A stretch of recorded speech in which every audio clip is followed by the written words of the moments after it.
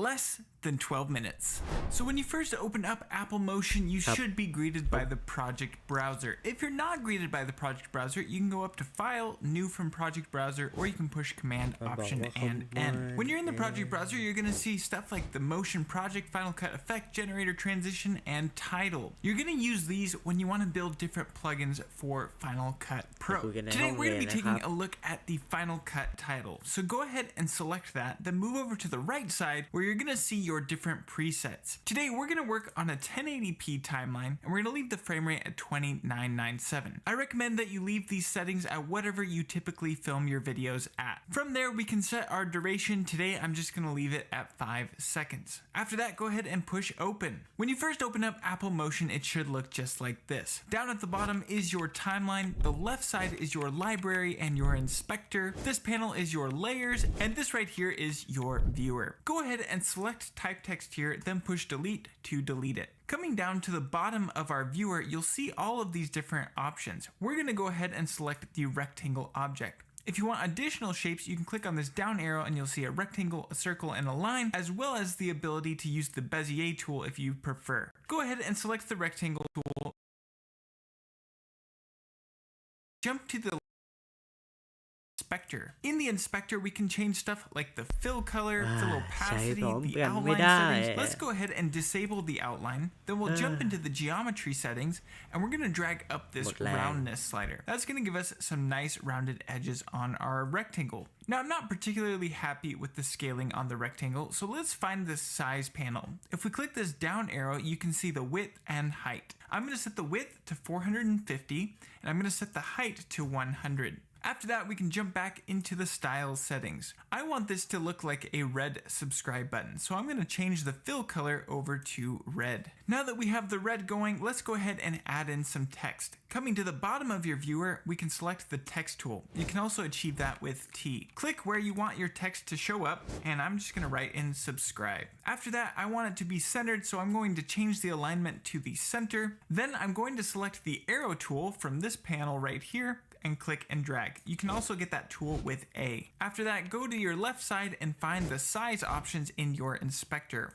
If we click and drag on this slider, you can see how that scales up our text. I'm just going to readjust it so it's directly in the middle of our rectangle.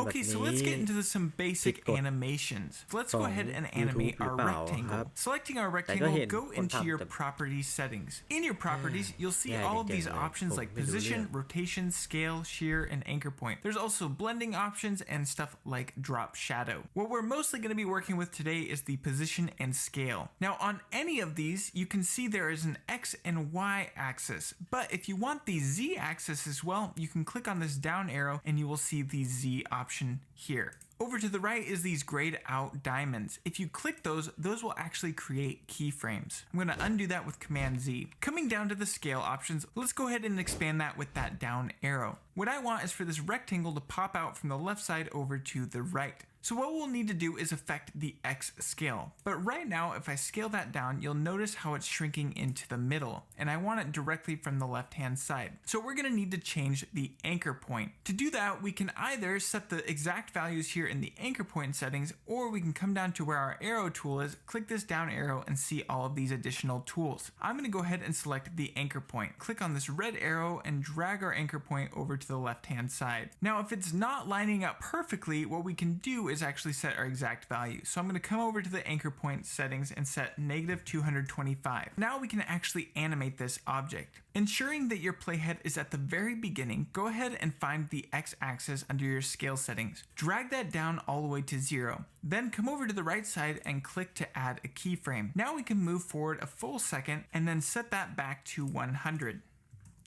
Because I changed the value after adding a keyframe, it automatically creates a new keyframe wherever the playhead is. You can see those keyframes down here on the timeline.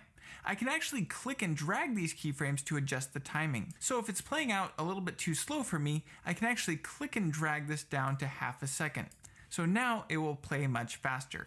As it is, it feels a little bit jagged in its animation and I want it to be a little bit smoother. So we can come over to the right side and click on this icon. These 3 diamonds are your keyframe editor. Looking at the bottom of the screen, we can actually see the different keyframes here. You can click and drag these keyframes to adjust your animation accordingly. You can also click and drag to select multiple points, then right click. From here, you can change the easing options as well as the interpolation. We're going to select ease both to give this a nice smooth animation. And now you can see this has a nice S-curve to it. If I play through, the animation is much smoother. We've now animated the rectangle. Let's go ahead and animate our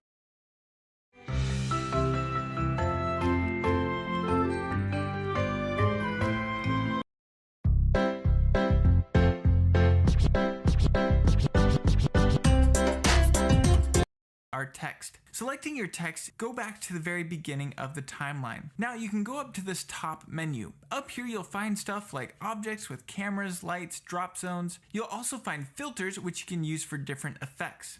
And it should be noted you can actually animate all of these effects using keyframes. But in the middle is behaviors. Behaviors are immensely powerful and I have a ton of tutorials covering this, but today we're just going to use a few basic ones. Selecting your behaviors, we'll come on down to text basic. We're just going to select arrange in.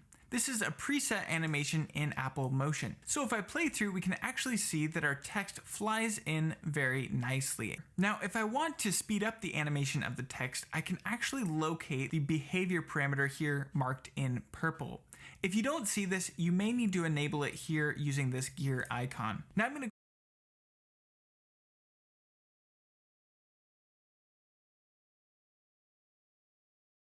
ผมว่าลองพอแค่นี้กันก่อนดีกว่าผมอยากลองเทสอะไรบางอย่าง